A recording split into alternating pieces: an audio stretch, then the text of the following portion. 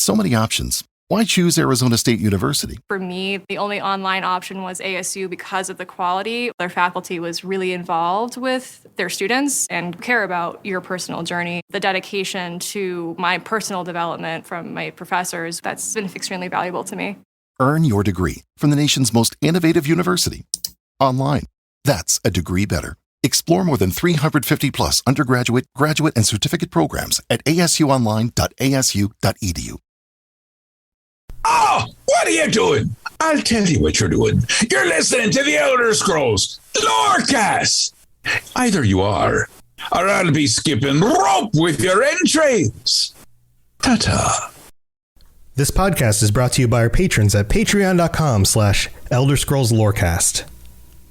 Robots Radio. Games. Lore. Stories. Community. Just press play.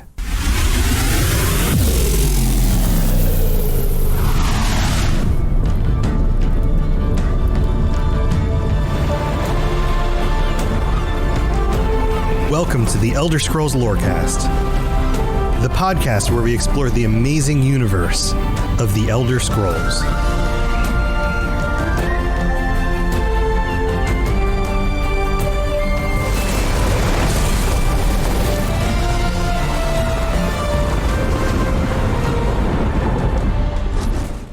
Adventurers! Welcome back to the Elder Scrolls Lorecast. Did something mess up on my end? I was muted. No. Sometimes this happens. I was welcoming everybody. I've got two people here with me today. Before we get into that, I'm going to have to update the music on this once Necrom comes out. I was about to say, the nautical theme, although I'm a big fan. Get a little long in the tooth. Well, also now is, all the horrors of Apocrypha and everything like that. Mm-hmm. Or if we want to just go with the, the Morrowind type of thing again. But we already set sail past last year. And now, right. And we kept sailing. It's coming up. It's coming up. We're back to Morrowind. Right. We've got to Morrowind. We've got less than 2 months. I'm going to see what the music sounds like in some of the videos they put out and maybe pull something from there. But welcome back, everybody. Those voices you hear, that's Lotus with me as usual. And the other voice you hear, let's call him Zed Decimal. I'll take it. Perfect. I'll fit it into the rebranding. 0Period. Somebody you might know from YouTube and from Twitch, and a guy that I actually just got to meet in person last week in Vegas for the ESO event is here. How's it going? Good. I was really glad we finally got to meet because I've known of you at least through Ken from Chad Fallout 76 podcast for years now. But yeah, it's always a thing of trying to meet up with people and trying to finally introduce yourself. It's just always one of my pitfalls because I never want to assume that anyone might even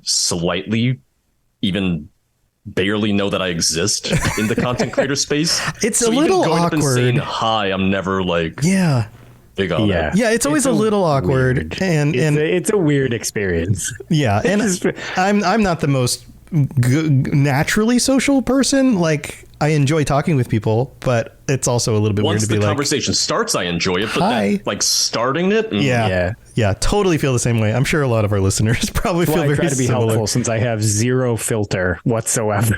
Yeah. It's like, hey, what's up? The only thing that's weird is when people know who I am, and I'm like, I don't know who you are yet. Like, so it throws me off. Right. I don't know you by face. Listen to me, and I don't have a context because like we only see us on the side of the screen. Mm-hmm. And then like a lot of times they'll be like, oh, I'm so-and-so from Twitter. I'm like, I know exactly who you are, but I had no context to that yet or something like that. So it's like, it is. Give me a handle or something. I need the name tag. I really do. Yeah. Next year, for the 10th anniversary, I don't know if you guys have followed the like community thing we have on Discord. Yeah. You can leave feedback about the event.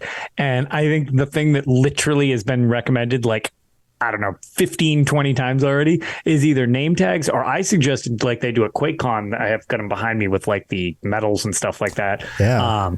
The badges. It'd be kind of neat if they put our tags on the badges, because then it turns into a collectible too, because they, And I know there's a few events that have done it. I know TwitchCon will do it for, I think for either affiliates or partners, maybe. I think it's both. Yeah. But it works because that's one of the things that everyone's going to be able to identify, or at least more people would be able to identify. Right. Yeah, exactly. Right. Now, so while we're talking about it, this is why you're here, Zero Period. I'll call you by your actual name so people know. I'm happy to go by my actual name because I go by 0 Period. I go by George. But so, since I'm so community focused, I'm so happy to go by my name. If anything, I'm almost more used to it at this point. Awesome. Yeah, it's funny. When we first met, I don't know, good Lord, how many years ago was that at this point? Like 2020. We met very briefly at the Graymore event in Vegas, but I didn't really get to talk to you too much there. Right. And and that's true because that was the Wastelanders PAX as well. Yeah. Because then everything was like, no more events, no more fun. So 2 weeks after that, everything shut down. Yeah, exactly. And that was exactly it. And we had met there, and I knew you as 0 Productions at the time, and you're like, yeah, you can just call me George. Like, all right, that's fine. It's shorter for one. I feel like it's easier for one, so I'm happy to go by George. Sure. Yeah. So anyway, speaking of George or 0 Period, go look up 0 Period on YouTube. He's got some fun Let's Play stuff, Elder Scrolls stuff. But anyway, the reason I invited you here is because we just got back from Vegas, and Lotus and I were thinking about recording an episode while we were there. I was exhausted. I didn't want to do it. That's always the thing. Like, it sounds great to do like travel vlogs or live streams from there. I know people who did stream from there. But I just wanted to experience the event, and by the time I was done experiencing it, I was ready to pass out. Yeah. It was a lot of being on your feet and walking and talking to people, and so by the end of each of the days, I was like, I'm just ready to be done. So we're going to talk about the things that happened at the event last week, and then we're going to get into a little bit. I mean, this is a lore show, so we have to talk a little bit, at least, about some of the things we learned about good old Hermie and some of the things going on in Morrowind, and then maybe some other thoughts at the end of the episode. But here, let's kick it off. I mean, I guess we've already kicked it off. What did you think about this event? You were at the last one. I was at the last one. Lotus was at the last one. That was years ago now. Right. We got to go OGs of the ESO Vegas event. Yeah, like this show was just a little baby new show back in the day, but we got to go back to the same location at the Luxor and the same stage. They had drinks with tickets that you could go get. That arena, by the way. Themed drinks. Do you remember the themed drinks? Did you guys try those? Yeah, I did. Tried one of them. I was told not to try the old fashioned because it was just kind of an old fashioned. It was good. Fair. It was good. Whatever the alcohol was in the mix was good. Like you could taste it. It wasn't hidden. See how some alcoholic drinks are like they hide it in all the flavors. This one very much you could taste it, but I actually thought it was really good. Yeah, well, everything was themed. Just to like mention that, like the food was themed. Like, even the food, it's like like the kwama quiche. Exactly. So they have. They did it originally too. They've done it at all the things. They tend to have specialty drinks, and they had the white gold fashioned, which was the old fashioned you were referring to, and the Arcanist, which was good. But the overwhelming thing, which I did appreciate event staff being that like it has Prosecco in it and Midori, and they were like, it's a little dry, and I'm like, okay, they were like, but if we put a splash of Sprite in it, they were like, it'll sweeten it up, which is, I was like, I'll just leave it to your best judgment. And that was very good when they did. But it was a little dry even with that. Like it was good dry, but it was like, I was like, oof, without that. Yeah, I can see why people were like, man, this is kind of rough. Yeah. Faceplant in chat says they didn't serve skooma. I bet if we were able to do one for the elsewhere stuff, they would have served skooma because it was all very themed for the new expansion. Yeah, they did have those elsewhere year game days. They had the Maik's moon sugar soda. They sure did, because that's what it was. Video version of this somewhere. I actually have the bottle right here. I keep it on my desk. I long since drank it because it'd be gross by this point. but it was very good at the time. It's a Jones Soda ginger beer. It was a ginger beer, correct? Yep. At the time, I don't think Jones even had the ginger beer in the US yet. They did not. That was like the first kind of like the first time people got to try their ginger beer, which is very good. Yeah, it was. And Jones Soda seems like they work with Bethesda at points because also they did Nuka-Cola Quantum. Fallout 4. Yes, I've got some Nuka-Cola Quantums up on my shelf over there. Yeah. And they were not drank. I did not drink them. I will not be drinking them because they're years old at this point. Yeah, you would not drink them now. Don't drink them now, but they're still blue and they look awesome. Yeah, there you go. So aside from the drinks and stuff, I mean, it's funny. We didn't plan to talk about that first, but it's funny that came up. There was a lot of other themed stuff. You had, if anybody watched any of the live stream, there was a big screen with all the stuff on the stage, but even on the stage there were mushrooms and the backdrop looked very Morrowind. Foliage and everything. Yeah, the foliage, and of course they had the different events. We had 9 hours that first day of one thing to the next. The big thing where they had the video and they talked a little bit more about what's coming, and then we had a voice actors thing, and then we had music, and then we had like lots of different panels, art, all sorts of things. And over on the side, if you've been on social media, you will have seen the Hermaeus Mora scene where you can take pictures, right? And that was awesome. So people were taking their pictures with a big old Hermaeus Mora backdrop, and voice actors were walking around saying hi to everybody. A lot of the people from ZOS were there. I mean, we could name them all off, but Rich and Gina and Zanky, the lore master, and everybody. It was basically anybody who had something important to say about Elder Scrolls Online was walking around. How did you guys? Some of my friends from the tech team, which showed up to like Wayne and stuff like that, which was really funny. We always joke that we never get to hang out at events because he's like, well, yeah, I do the tech. Why would I? Someone's got to run it while everyone else is having fun in Vegas. But now he gets to be the one having fun in Vegas and make it someone else's problem. Exactly. Well, I guess because they had so many computers to account for all of the people and everything like that, he was like, they need more people. So he was like, I actually get to go. And that was just it. I actually know some people up in testing, which we'll get into how it plays and stuff like that. But, during these test rooms, basically he was running in and doing damage control if anything broke. He was like, no, I got it. And he'd run and fix it. So it was like, I even got to meet Wayne because he's the great, Wayne is just such a cool dude. So so that's a good point. To see him. There were up on the second floor, there were these different rooms with all these PCs set up, and we each got 15, 20 minutes to sit down and try out some of the details with the new character. We got to build a character and then slot in some abilities. And my joke to everybody was that it was just enough time to read the ability descriptions, slot in some abilities, and then run out into the world. And then here you are now in Morrowind. You don't know where you are because you just spawned into the world. And the first thing everybody did was they found the closest thing near them to attack and then just murdered it. And that's the thing. I feel like I couldn't find anything in the Overland in that time just because it's like, all right, someone was just here 5 seconds. Right. Somebody just murdered the thing I want to murder. Yep. And everybody slotted in the laser beam because the Arcanist has an ability that shoots like a green laser beam.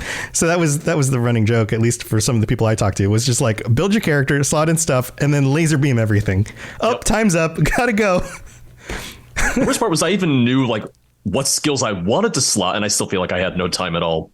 Yeah. Then, time goes by real quick when you're reading descriptions of abilities. Right. And this is why I guess I can have kind of a different perspective on this.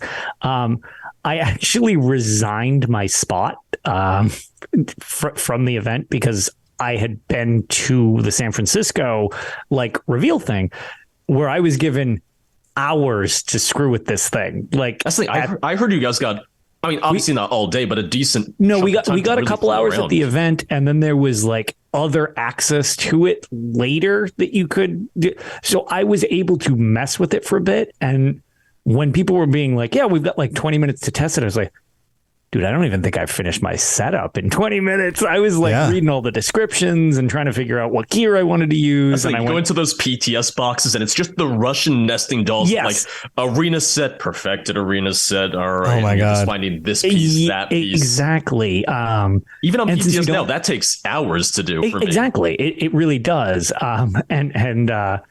So that was just it. I was like, I don't even want to, I've seen it. I am already super psyched. So I was like, I want to goof around, socialize, meet all these people that I rarely get to meet or have never had the pleasure of meeting yet.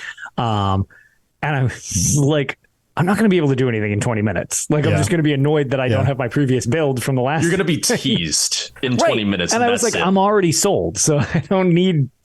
So when people were saying oh, I only got 20 minutes or whatever. Or actually from Snug Podcast, Gone Crazy had mentioned she actually accidentally logged out because the event staff was trying to help, but they're not as adept, obviously, as the Bethesda staff. Right. So one of them, she was like, "Oh, it like, how do I like get my actual thing?" And they're like, "Oh, just go back a page," and it logged her out. And she was like, "Well, I don't have to lock it." And they're like, "Oh, I don't." And that was why I mentioned like Wayne came in and he's like, "I got it," and he like fixed the problem.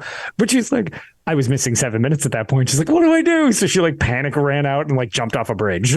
Yeah, my wife did the same thing too. She accidentally logged out. She went into like the regular beginning of like creating a new character from scratch from like level 1, and then I was like, I don't think that's where you're supposed to be. So she had to like back out of it, but logged out.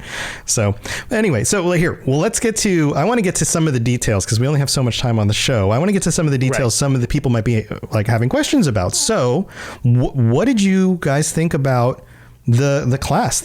So there was debate. Arcanist, Arcanist.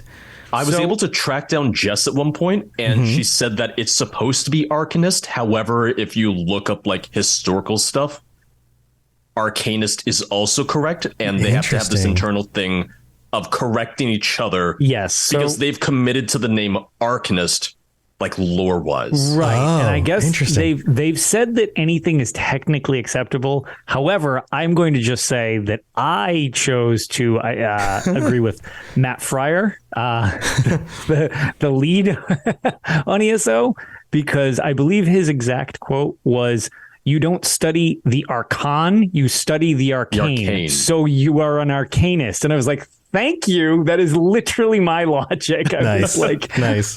So what do you think of it? What do you think of the character? Like there's definitely some unique abilities that we haven't seen. Anybody who's watched the videos on it knows that everything's very green colored, and you've got like tentacles and books of like forbidden knowledge. And what did you guys think of not only the look, but actually using the abilities? I think it looks and feels very unique for a lot of those reasons and more. But I think, it being so closely tied to one specific Daedric Prince really isn't something that we've seen class-wise in the game. So it's almost nice how specific that is. It means the aesthetic just stands out a little bit more.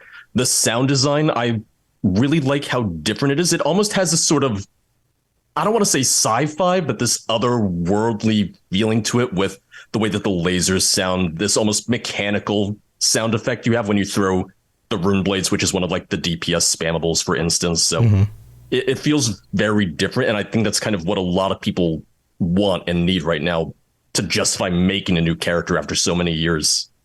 Yeah, brand new stuff in a way that ties to something as cool as Hermaeus Mora. It's a really, really good choice, in my opinion. What do you think, Lotus? You had a lot more time with the character. How do you feel about the abilities?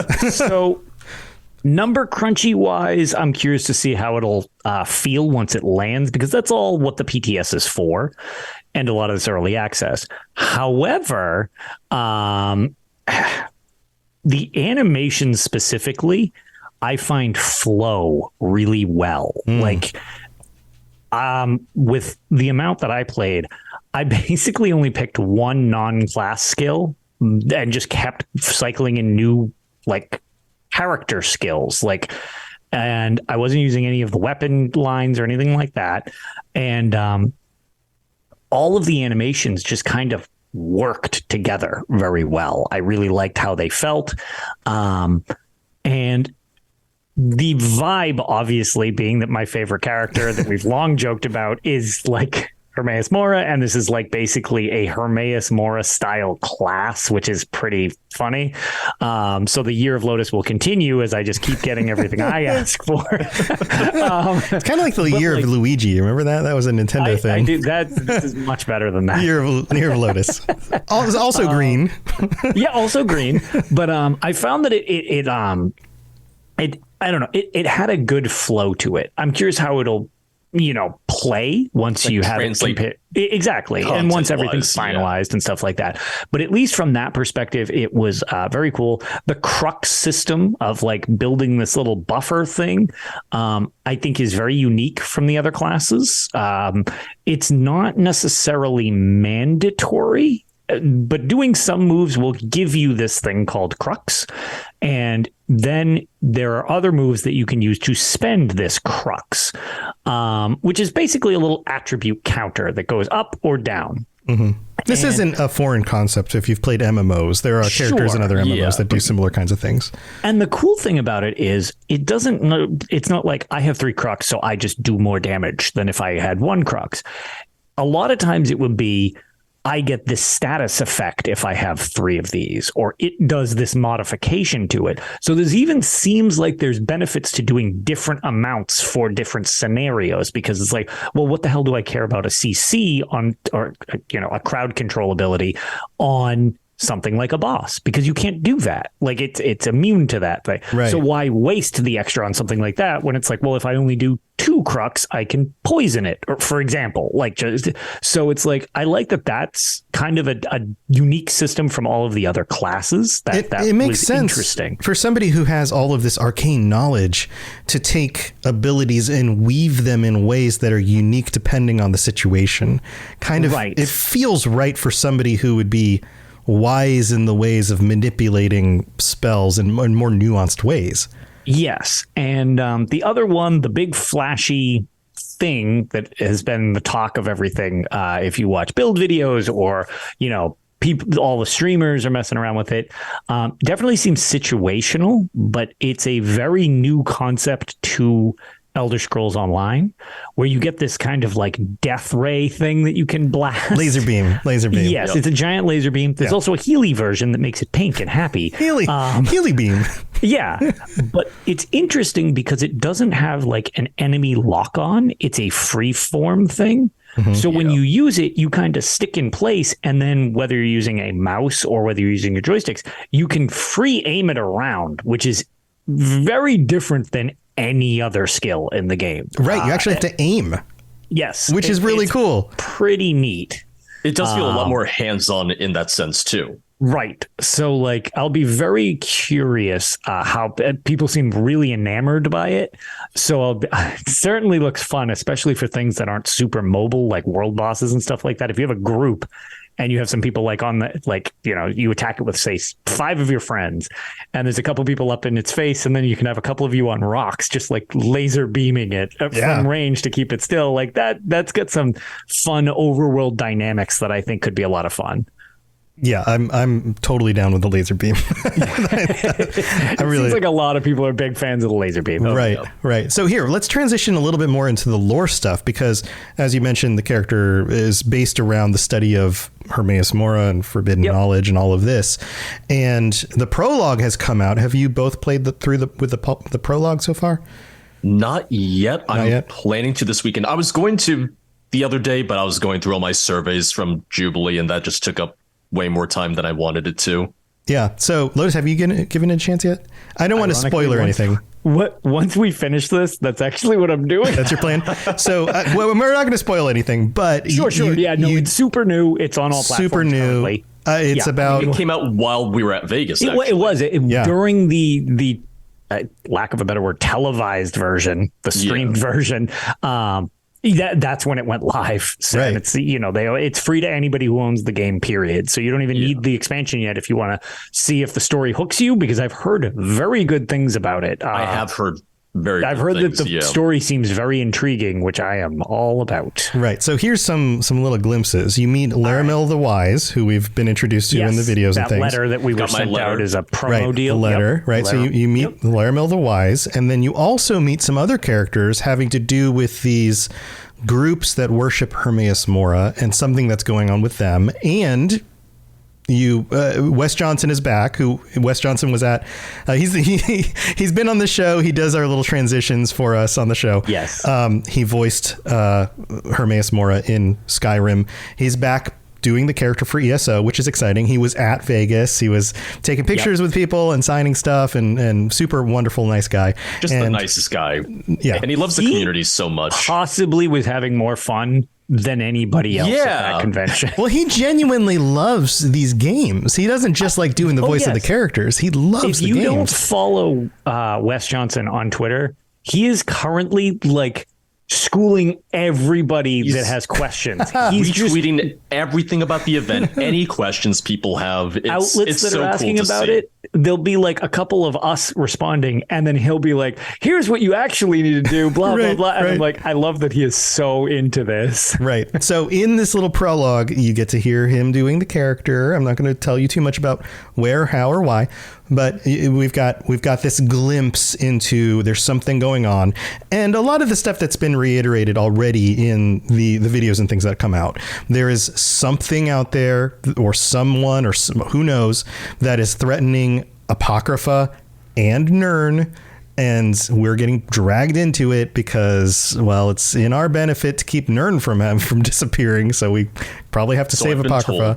Yeah. Guess it's a good idea. Seems like where our characters live should probably not be destroyed.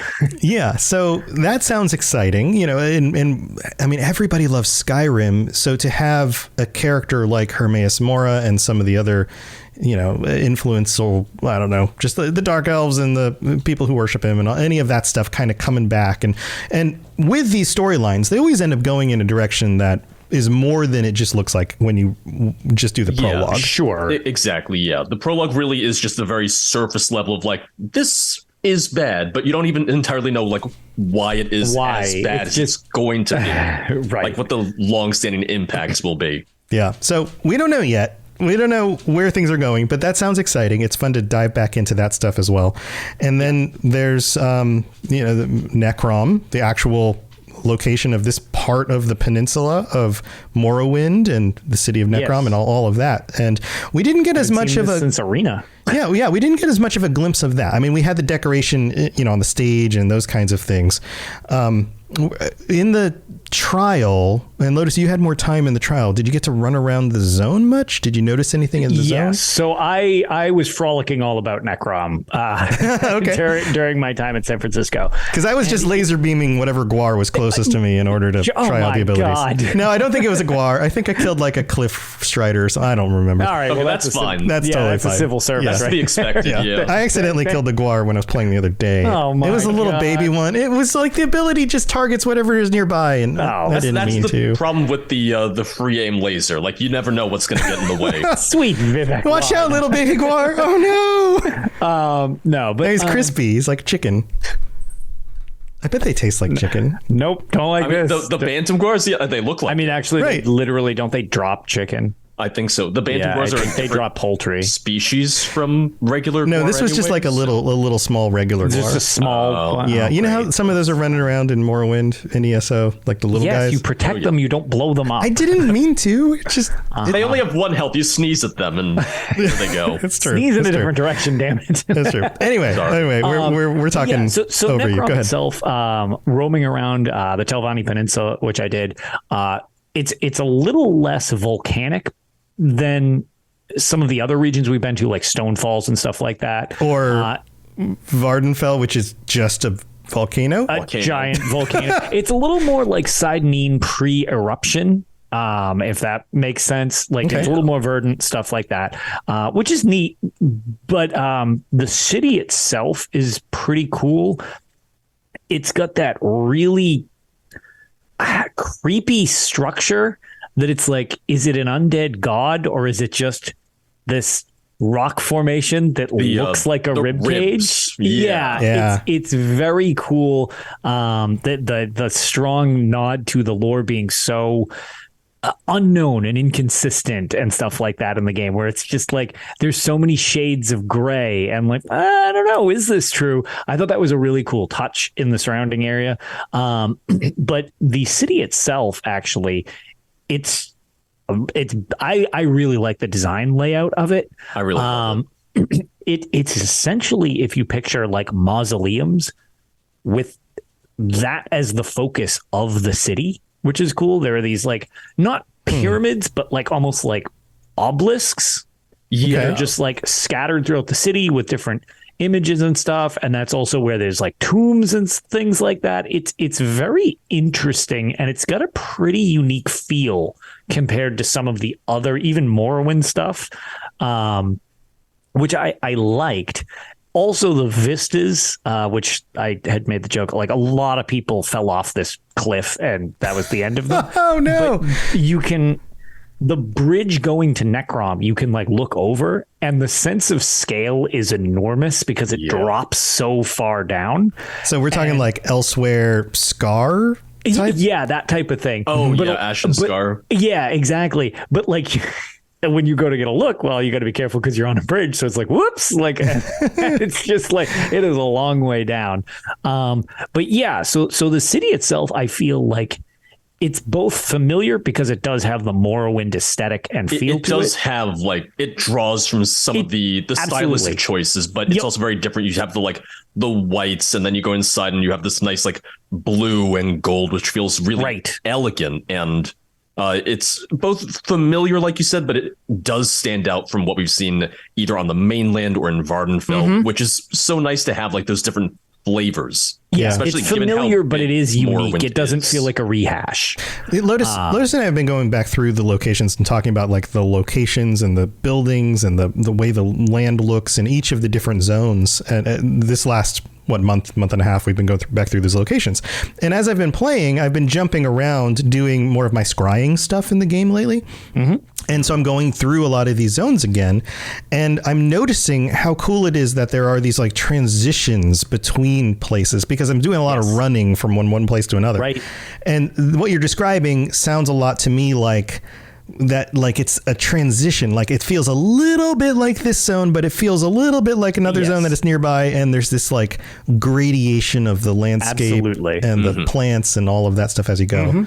Yeah, that's cool. That's really cool. Yeah, no, I really did like it. And I guess actually, I don't know if you've messed around with the PTS it seemed like other than like 3 people at the event, nobody managed to figure this out, because honestly, it wasn't really explained, or you have to one, you're kind of not supposed to be able to, I guess, get there because it's supposed to be story related, but you can figure it out because it's coded into the thing. And shout out to T as benefactor, who actually figured out the input to it, because on the map you could find a portion of the map that you could click on and it would just bypass everything and you just teleport to Apocrypha. Oh wow. Okay, yeah. Oh wow. Okay, so I've been to Apocrypha so far. I was exploring that last night. I did actually have some notes on that too. Yeah, so that is interesting, and I figure since we're kind of in the landscape, it might be worth just noting that there's Apocrypha, which we've seen parts of from the Skyrim expansion Dragonborn, which is what most people will recognize. Obviously, it's much, maybe not so much larger, but less linear. Right. It's more this version of it, because we're going there with a purpose in Dragonborn. Well, you're very focused down kind of paths that you have to go through just to do the story stuff. Right. In Dragonborn, you didn't get to see Apocrypha as a realm. You were going just into like those fragments within the Black Books, whereas now you have the Overland, and you're seeing more for lack of a better word, free reign in Apocrypha. Right. See. And then there's the one that I was blown away by is the connecting realm, and it's kind of like the outer area of Apocrypha, called the Chroma Incognito, which is really out there. Doesn't that just mean colors hidden? Yes, the hidden colors. Think it literally just means hidden colors or colors hidden. Yeah. That is. I feel like the art team just got to flex being weird with an Oblivion realm. It looks awesome. It's very psychedelic, I guess would be the way that I would put it. Whereas Apocrypha itself, very brown, very green, very black with the ink for the whereas the Chroma Incognita, it's just like you have the same creatures and stuff like that you see in Apocrypha, but like in a very different setting. And some of the stuff that's interesting, because I actually don't want to even really spoil too much of the landscape that I was roaming around in, but there are some visual effects that specifically don't adhere to logic, I guess, would be the best way to put it. Okay. The one specifically that I won't give details, but you'll know it when you see it, is there is a very interesting part that has nothing to do with how gravity works, which I thought was awesome. I did not find it on my own, actually. During the San Francisco thing, while I was running around determined to kill every world boss by myself, that was my goal. And they were like, what a weird way to spend your time. But they were mesmerized by how all of us chose to do. You're like, have you met me before? Well, dude, everybody was doing something. Some people were immediately like, let's duel. And they're like, really? And then, you get Nephis off to the side who starts just parsing on a dummy. They're like, they're not even set. He's like, I got to know what it can do. And it's like, so they just gave us free reign to do what we wanted there. And I was just like, I got to roam around because I've mentioned on the show before, I love just seeing the landscape. It's the world that makes the game to me. But while I'm there, I might as well kill something. So I was like, I wonder if I can take out each of these world bosses as well. And did you? While I was doing that, they kind of were like, after I got through the first 4, they were kind of like, okay, we can kind of show you where the last 2 are if you want. We'll give you a direction just so because they're like, we're kind of entertained by watching you solo these things. Now that you've gotten through 4 of them, now we need to be here for the rest of it. So the last now 2. we need to know. Right. And while I was running to one, he was like, oh, make a pit stop, go through this cave and then go through this lake and look up. And when I did this said thing, I was like, wow, that is really cool. He was like, I know, we're so proud of this. And I'll just leave it at that for when you explore the landscape. It is really, really neat. So that's awesome. Yeah, that's really cool. Well, tell you what, we got to take a quick break because we got to thank our patrons. And then 0 Period, I want to hear some of your thoughts on some of this stuff. And we've gotten Lotus's perspective here, but I get a feeling you've been in the PTS poking around. I've been getting on as much as I can. But I don't think I've seen as much of Apocrypha yet, but I have seen a few things that I definitely did want to mention. Awesome. So we're going to get to you right after this break. So we'll be right back. This is Hamis Morak, Dragonborn, and you are educating yourself to the Elder Scrolls Lorecast. Thank you, Hermie. Here we are. I love those bumpers enough. They're so good. Here we are in the middle of the show. We've got it's been a week that we've been off, so we've got some new patrons to welcome on board. We have here, let's start with scrolling around. We've got Dwight C and Cameron K and Yaki and Nick S, Matt C, Isaac L, Alexander, and that's it. Those are our new patrons who've signed up in the last 2 weeks. So welcome aboard, patrons. That brings us up to 129.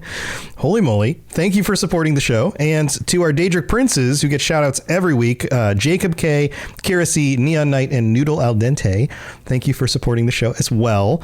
And we also happen to have some new reviews. But before we get to them, if you are interested in joining us on the Patreon and making sure this show is still going, on getting ad-free episodes or t-shirts, or joining us for shows like next week, we've got our patron chat coming up on the 27th at 9 p.m. Eastern, 6 p.m. Pacific. Then if you sign up on the Patreon, different tiers give you different access to different things. And if you are one of our tier 4 or higher patrons and you want to talk about what to talk about next week, chime in on the Discord. Let us know what you're thinking. Also, we have some reviews from Apple Podcasts. Here, let's scroll back to this one. We've got 2 new ones that came in. This one is from Marcurio, is my pack mule. Wonderful name. From the United States, who writes, can't get enough. I'm strictly a Spotify listener, but I reopened Apple Podcasts just so I could write a review. That is amazing. Aww, that is some commitment. Oh, that is I always say that I just the fact that so many of you take the time to leave a review. That is double amounts of effort. Yeah. Wow. Yeah, that is awesome. They go on and say, I listen intensely while I'm at work. I'm an Elder Scrolls fanatic through and through. Both Tom and Lotus help me dive deeper into the lore of Nirn, which vicariously helps me construct the fantasy world I've been working on for over a decade, which then translates into a D&D campaign. They even got me to play ESO just to experience the stories that it has to offer. All in all, the depth and detail that these guys bring into such a well-produced show is enough to keep me as a very long-time listener. 9 out of 9 divines. That's right. I said it. Very cool. Well, thank you, Marcurio. And then we have a real quick one from Cole767, who the title of this one is just, and maybe this is code, I don't know. The title is just the number 7 5 stars. I love this so much. 9 hearts. I found this podcast from the Lord of the Rings Lorecast. Ooh, crossover.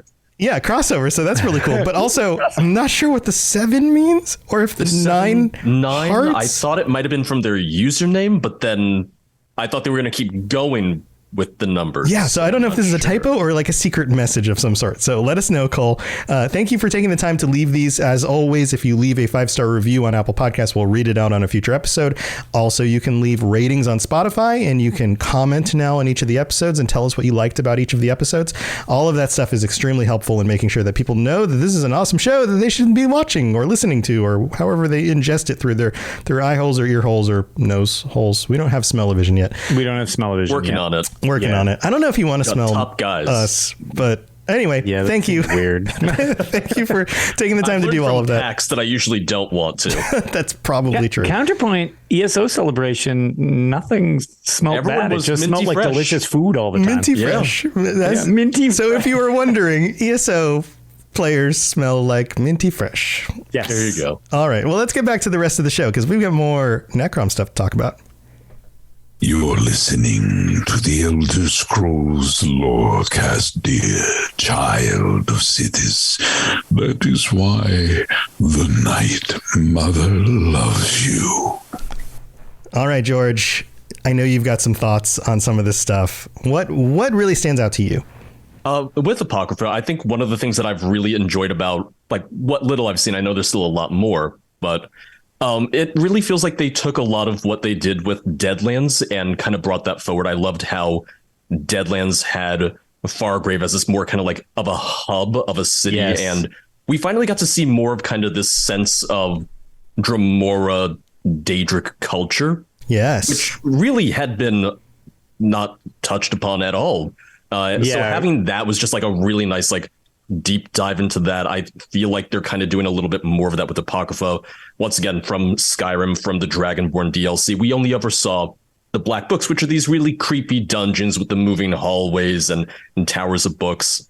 And I went into one of Apocrypha's delves, and it was just that to a T. So that kind of nostalgia factor of getting to see the Apocrypha that I know from Dragonborn, from Skyrim, was really, really great. But then going back into the Overland and seeing, those little towns and settlements and people who are just kind of like living their lives was such a nice, like, contrast, because you don't really get to see, like, who's following Hermaeus more by choice. Yeah. Right. Once again, in the previous games and whatnot. But, like, all these people are following some of these Daedric princes for a reason, not just because they're going to be sacrificed for this or that, but because they really do think that there's going to be, like, a better life for them at the end of the road. They're not all just crazies. Yeah. I mean, some of them are crazies. Some of them are crazies. We learned from Oblivion, especially, that, like, a lot of these cultists are maybe, like, a little more out there, but there's got to be more to it, right? Right. Yeah. Some of these people are just, they feel like making a deal with the Daedric Prince is a way to get the things that they've been needing or wanting. Some of them grow up in cults. Like that's a thing too, like, my parents worship this. This is our so this God. Is my life. Yeah. This is my life. Yeah, this the is what I gods do. are tangible in this world. So it's like, theoretically, if you really want something, the price that it costs could be worth it to a lot of people. So yeah.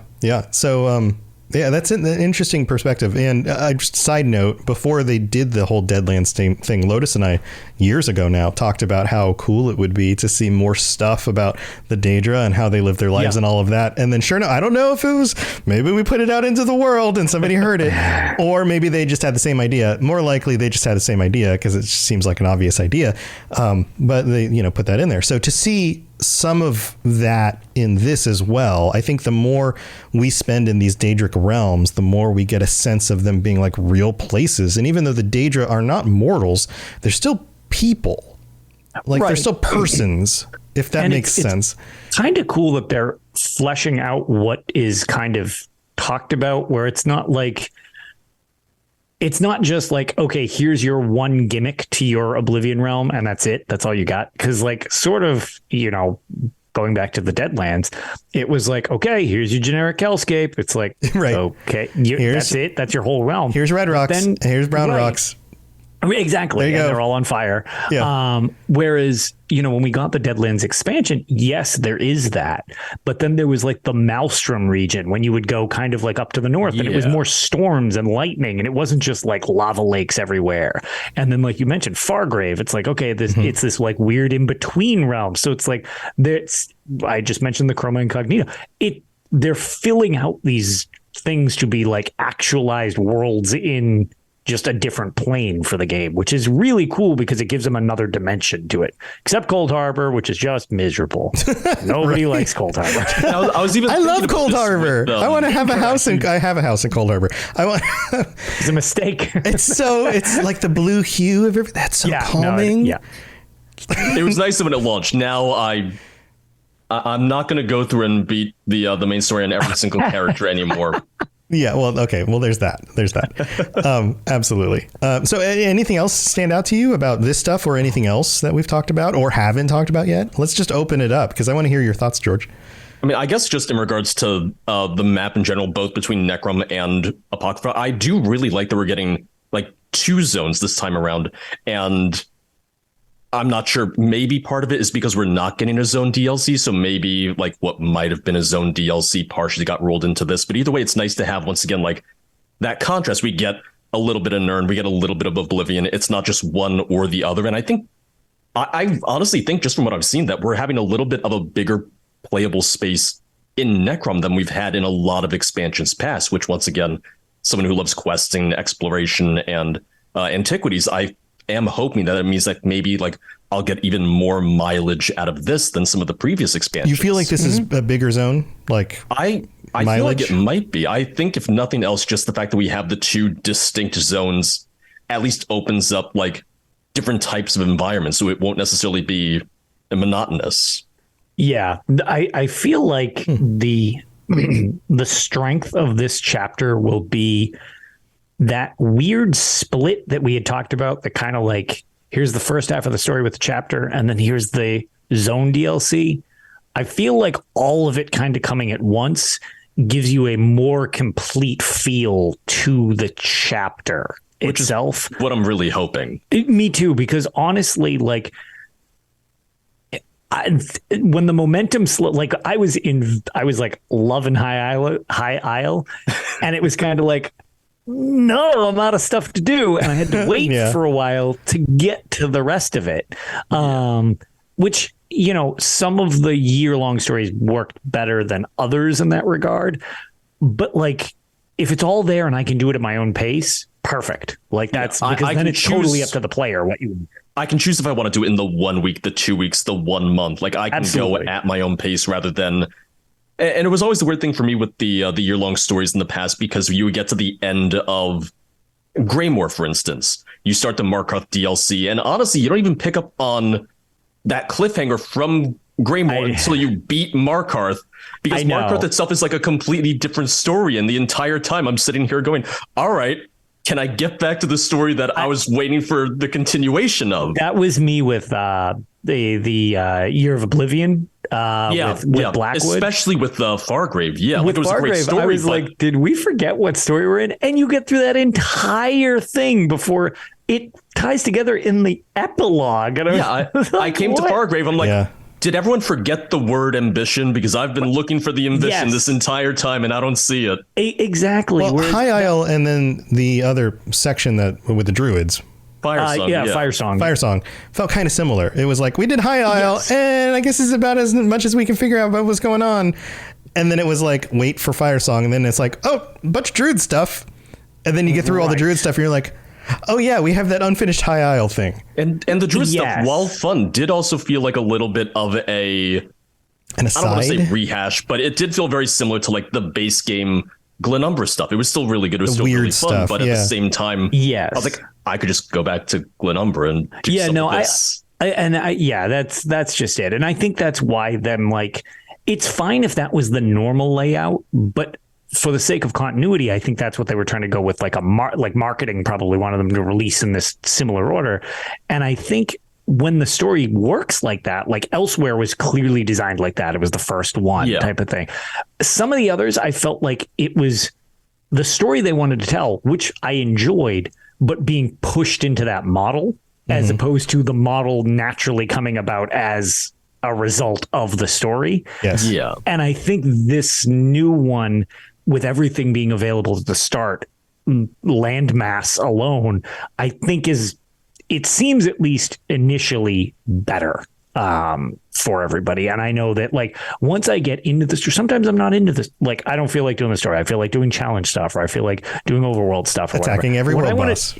Right. Yeah, exactly. Right. But Soloing. when I want to do the story, that's what I want to do. Like I get invested in it, and I tend to just go all in on the story. And if the whole thing hasn't come out, it's a very jarring break for me. So I agree. guess the natural reaction had always been like, cool, I guess I shouldn't start this until the Q4 comes out, Right, which is yeah. super like, well, okay, now I can't. And then it's even, like, okay, pay. It's like play this dungeon pack, then the expansion, the next dungeon pack. So I'm a big fan of the change in the way they're releasing it. Yeah. For me, it's also the thing of with an MMO, it's ongoing. It just by the nature of itself, it is a very long form game.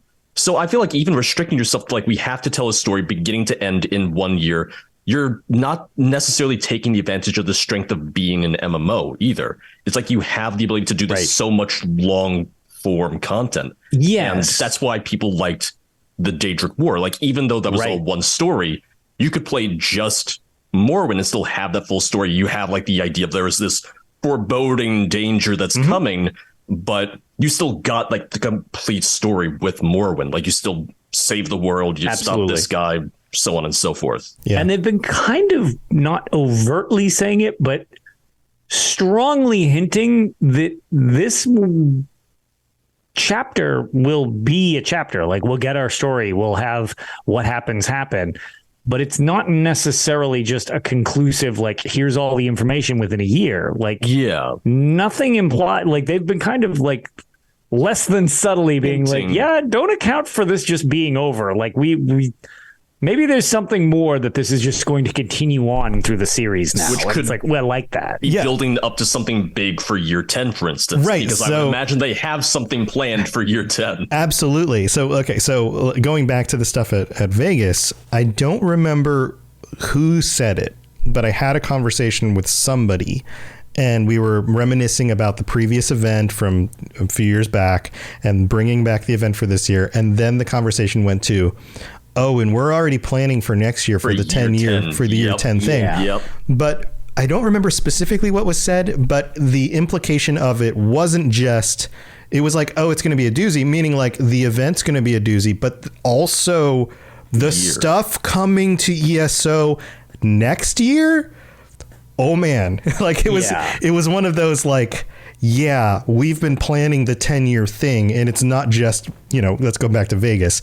The stuff coming in the story, the stuff coming to the game, we can't wait to talk about it. We can't talk about it yet, because clearly we have to talk about this year's stuff. Yeah, we're talking about the we thing still that's have a year happening. to worry about that. Yeah. Right, but things are coming. So there's that feeling like they've definitely, I'm sure they plan 2 or 3 or 4 years ahead at this point, just kind of what content, they're working on and all that. The Arcanist took 2+ years that they were working on it. So they could have very easily decided, like, let's push Arcanist for the 10th anniversary. I'm glad they didn't. Right. But it also begs to differ. Then it's like, okay, well, then they also have something planned for next year. Not necessarily a new class. I think that would be way too back to back. But sure, I would imagine it's going to be something big, maybe like as game changing as Antiquities, which has become one of my favorite parts of the game. Yeah. Oh, yeah. Yeah. So who knows? There's stuff coming down the line, but we're getting close to the end of the show. And before we wrap it up, is there anything else, any other memories from the event or any other things that really grabbed your attention? Let's start with George. George, was there anything else that like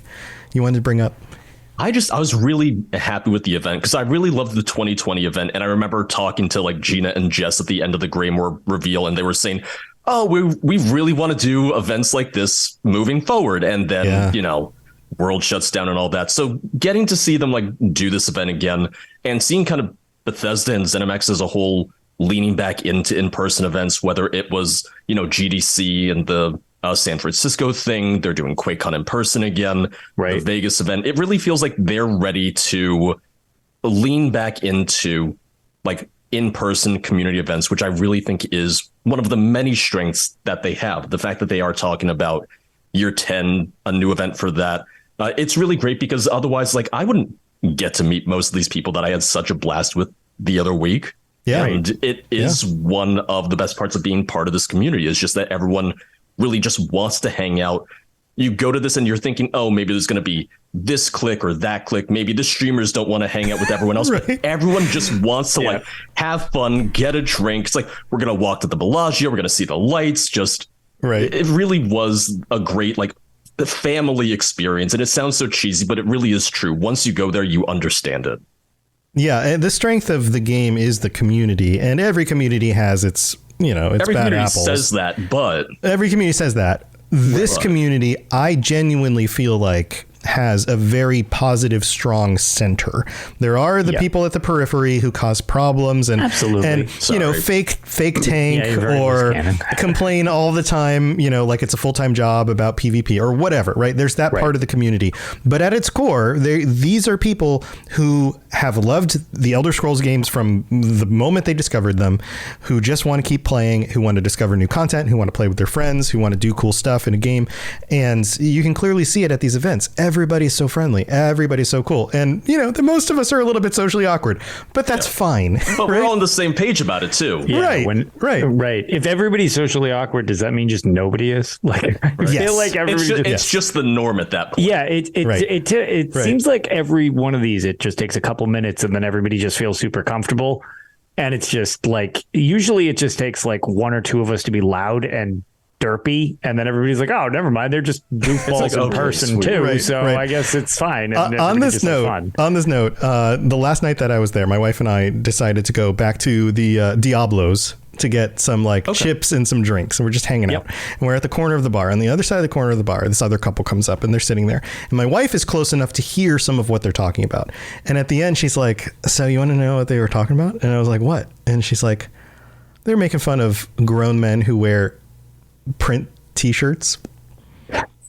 And I was like, what? We had 300 people at that event with the print t-shirts. This guy in his golf shirt and his corpo haircut is making fun of me across the corner. And, and I'm thinking to myself, man, really? I feel like there are such weirder things there are so many things you can fixate on in Vegas. It's like, that is the most minute thing to comment on. It's like, print shirts. It's like men who wear printed t-shirts are like teenagers on the strip. This was by getting here. Right. This was his little world going like, well, you're not a real man unless you work a corporate job. And he was also talking about how he was going to be able to write off everything to the company and all of this stuff. And I'm like, dude, and I'm thinking to myself, dude, I've been in that world. I've been in that world. I'm jealous of that. But. Yeah, but it's such a small-minded thing. You don't realize that I have successful content, that I put a lot of, I've created my own career. Exactly. You're working for somebody else and I'm doing what I want and I get to wear graphic t-shirts.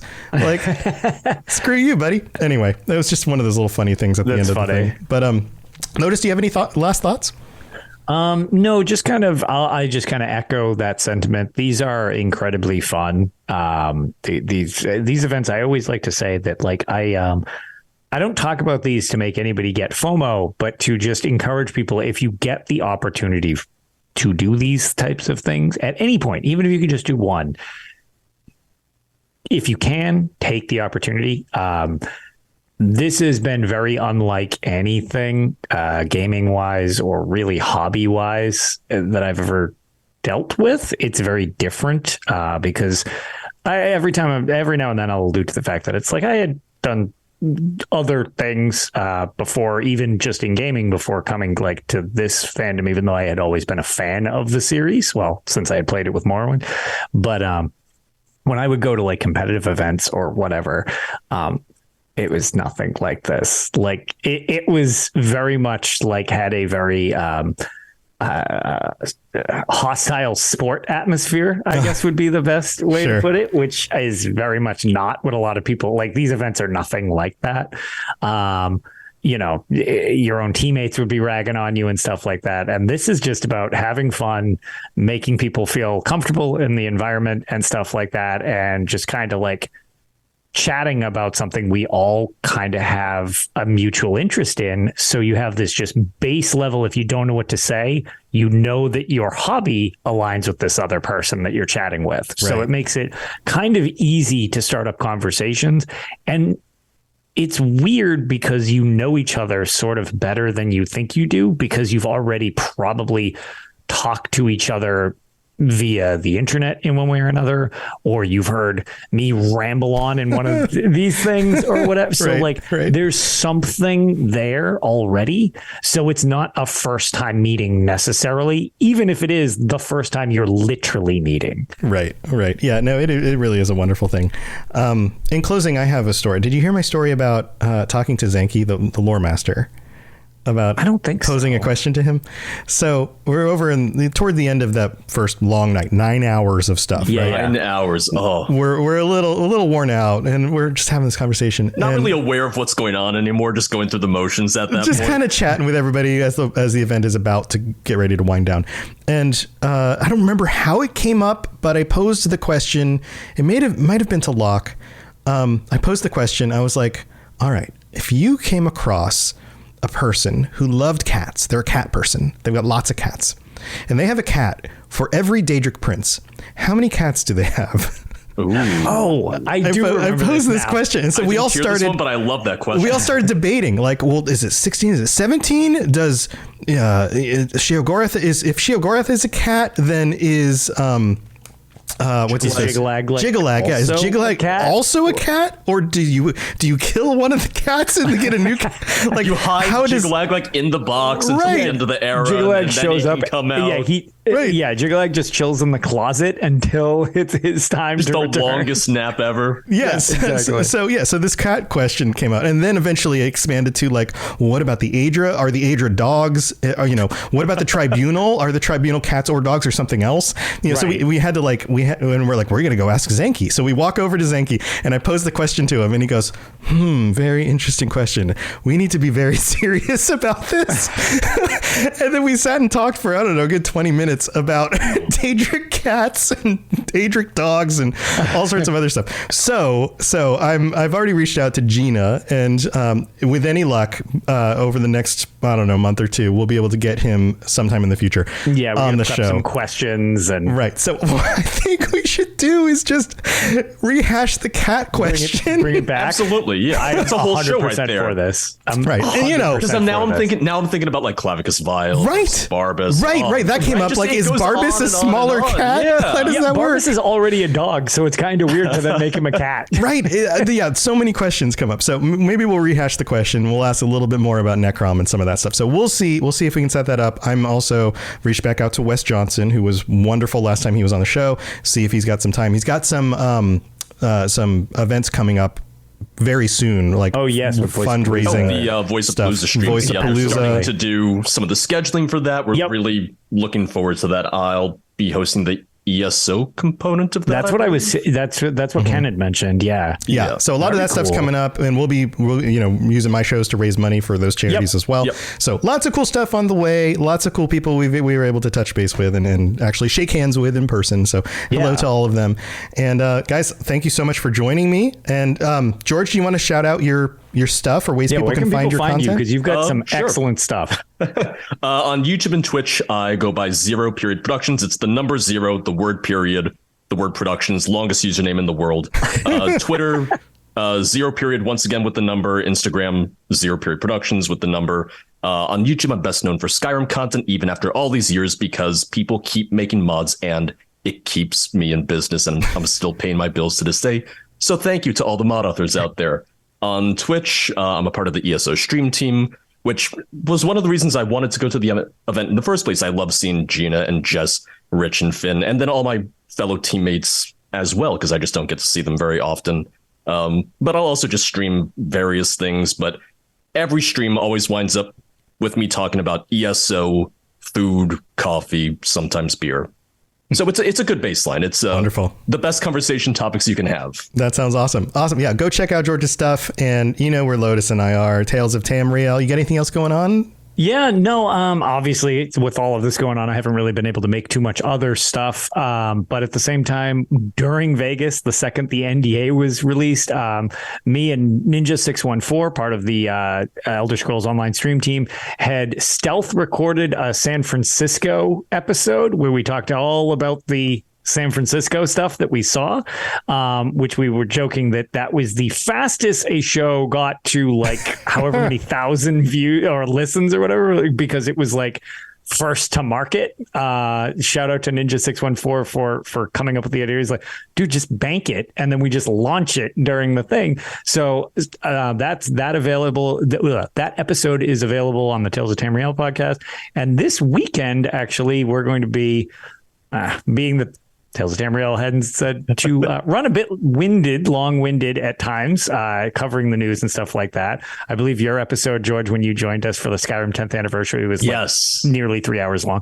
It went by so fast, but I love stuff like that. But it looks like if all goes well, Elder Memes will be joining, and we're gonna chat about Vegas and the community and all that stuff. So got another episode coming this weekend. So nice. He's always just the nicest guy to talk to. Elder Memes I've seen him a few times now. Very, very nice person. He's so happy to take everyone under his wing, make sure everyone feels comfortable. I know he watched out for like one of my friends during the event as well. Just fantastic dude, super entertaining. Always love talking to him. Good hugger. Absolutely. Let's make it awkward. We were just talking about how good we are at this. Great at hugs. Go check out everybody's stuff. You know where my stuff is, robotsradio.net. And of course, I've got a bunch of other shows out there. So, if you're looking for more content, we've got content for you. So come check it out. And thanks for joining us live chat. Awesome seeing all the conversation in the chat today. And we'll be back next week with our patrons. So stay tuned for that. Have a wonderful week, and we'll see you later. Bye, everybody. See you later. Bye.